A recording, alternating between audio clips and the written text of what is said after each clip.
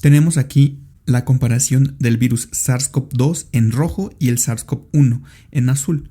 En rojo se encuentra el SARS-CoV-2, que sí puede generar aerosoles, el SARS-CoV-2, y de hecho estos aerosoles pueden durar hasta 3 horas en el medio ambiente. La estabilidad en cobre es aproximadamente 8 a 24 horas y esto tiene que ver con algunas monedas que todavía son de cobre. En cartón es de 8 a 24 horas, en acero inoxidable es de 48 a 72 horas y en plástico de 48 a 72 horas. Estos valores hay que recordarlos. Como les comentaba, el SARS-CoV-2 puede detectarse en diferentes fluidos. Aquí tenemos diferentes tipos de fluidos. En la N, el número de pacientes que fueron muestreados, abajo el porcentaje de pacientes que fue positivos. En un lavado broncoalveolar tenemos pacientes positivos casi un 100%, no tenemos 93%, a diferencia del esputo que tenemos un 72%. Si hacemos un hisopado nasal tenemos un rendimiento de un 63%, un hisopado faríngeo un 32%. Esto es importante. En heces se ha detectado hasta un 30% de los pacientes y de hecho en algunas series los pacientes pueden estar teniendo el virus hasta 3 o hasta 4 semanas en heces. Esto aún no se ha determinado qué importancia tiene a nivel clínico. Tenemos que en sangre hay un 1% y en orina no se encuentra. Dentro de la epidemiología tenemos algo importante, la inmunidad. Hasta ahorita sabemos que la infección induce anticuerpos. No sabemos si estos anticuerpos se producen en todos los pacientes y cuánto tiempo duran. ¿Cómo sabemos esto? Se han hecho algunos estudios en donde se ha logrado comprobar que los pacientes sí desarrollan una inmunidad, pero como les digo, no se sabe hasta cuánto tiempo puede durar esta inmunidad y si todos los pacientes pueden desarrollar esta inmunidad. Tenemos algunos estudios que han tratado de valorar esto. Por ejemplo, el de arriba es un estudio en donde se valora la inmunidad en algunos macacos y se establece que estos mamíferos no pueden ser reinfectados posteriormente a que hayan sanado. Entonces se puede establecer que generan un tipo de inmunidad aunque todavía esté en estudio. ¿Y cómo sabemos que los pacientes pueden hacer algún tipo de inmunidad?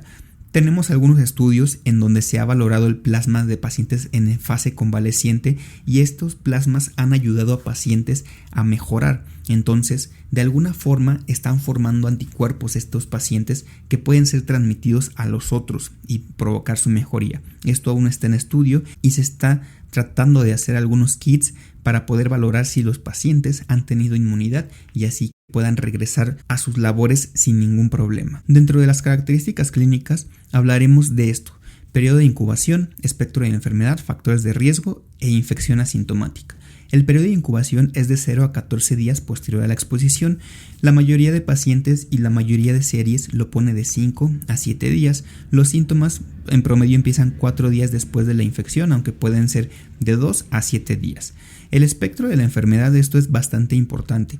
Tenemos que se divide en 3 tipos: leve, moderado y severo. Tenemos diferentes series de pacientes.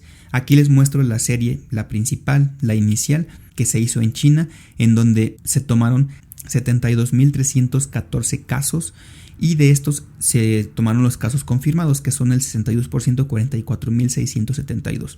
De estos 44.672 vemos la distribución por edades, en donde el gran grupo es de 30 a 79 años con un 83% y de ahí bajan los otros grupos de edad.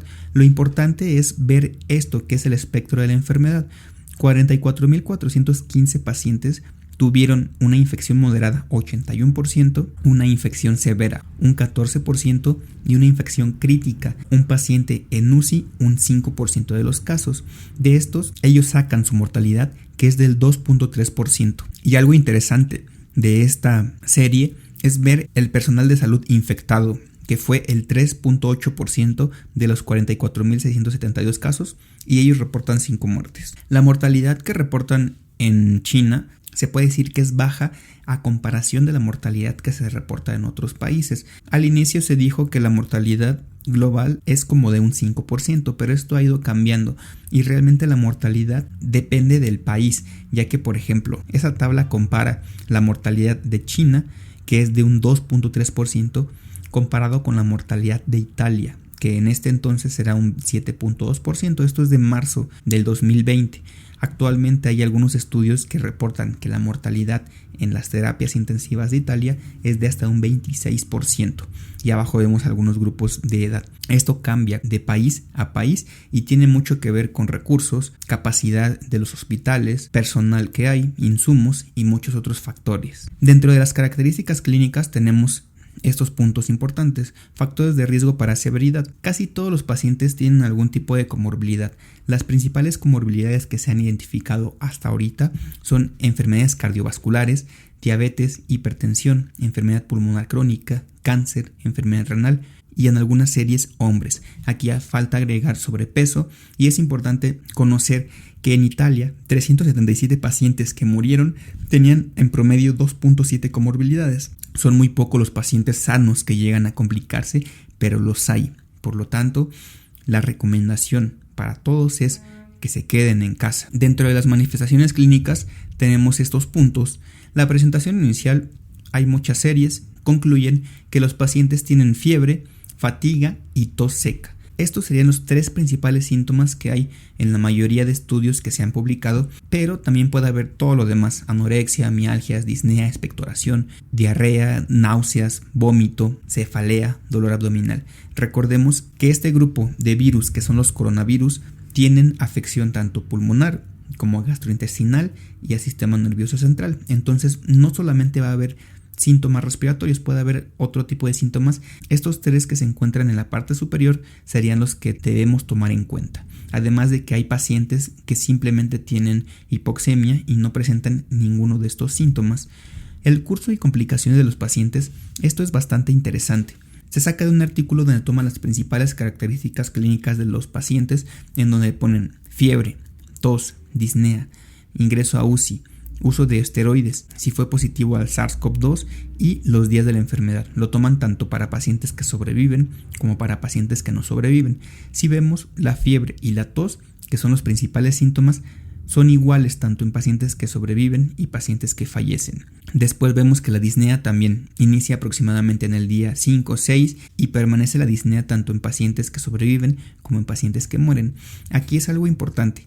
Parece ser que los pacientes que sobreviven se complican un poco antes que los pacientes que fallecen. Los pacientes que viven al día 9 aproximadamente desarrollan sepsis y al día 10 desarrollan un SIDA, a diferencia de los pacientes que fallecen, que desarrollan sepsis tal vez un poquito después y desarrollan también un SIDA un poco después. De aquí tienen diferentes complicaciones como falla cardíaca, falla renal, infección secundaria y muerte, pero vemos más o menos la evolución de los pacientes, en donde parece ser que al día 6-7 los pacientes comienzan con disnea y de aquí al 2 o 3 días después desarrollan un sepsis y desarrollan síndrome de dificultad respiratoria aguda. Y eso habrá que tomar en cuenta cuando valoremos un paciente con probable infección por SARS-CoV-2. Dentro de las manifestaciones clínicas y de laboratorio tenemos muchas. Las principales y las que se pueden considerar como factores de mal pronóstico son las que les pongo aquí: linfopenia, aumento de las enzimas hepáticas, aumento de la PCR ferritina, aumento del dímero D, aumento del TP, aumento de las troponinas, aumento de la creatinfosfoquinasa y falla renal aguda. Si se dan cuenta, todos estos marcadores de laboratorio corresponden a un estado proinflamatorio y es por eso que se ha propuesto que el tratamiento de algunos pacientes sea con algunos fármacos que disminuyan la respuesta inmune del paciente, como esteroides y algunos biológicos, como el principal, que sería tocilizumab, un inhibidor de la interleucina 6.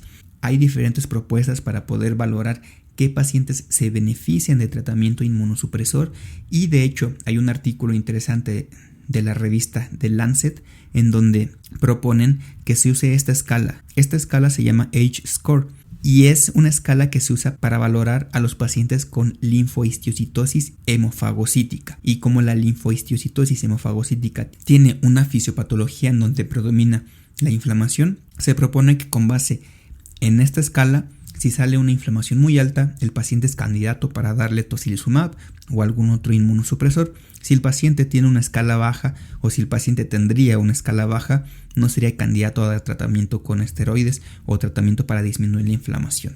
A su vez vemos todas las alteraciones que les comenté ahorita que tienen una P con valor estadísticamente significativo, tanto el conteo de plaquetas como los niveles de ALT, como creatinina, como niveles de DHL, de troponinas, niveles de ferritina, niveles de interleucina 6, niveles de procalcitonina y algunas características a nivel radiológico. Como vemos, aquí dividen a los pacientes que no viven en amarillo de los pacientes que viven en color verde. Vemos que los pacientes que no viven tienen un número más elevado de leucocitos, de neutrófilos, un número menor de linfocitos, un número mayor del dímero D, un número mayor de dímero D, un número más alto de BUN y un número más alto de creatinina. En la siguiente parte continuaremos con manifestaciones clínicas, diagnóstico y tratamiento. Entonces, les sugiero suscribirse al siguiente contenido, darle like al video y en caso de que tengan alguna duda o comentario, dejarlo en la parte de abajo. Nos vemos en el siguiente video.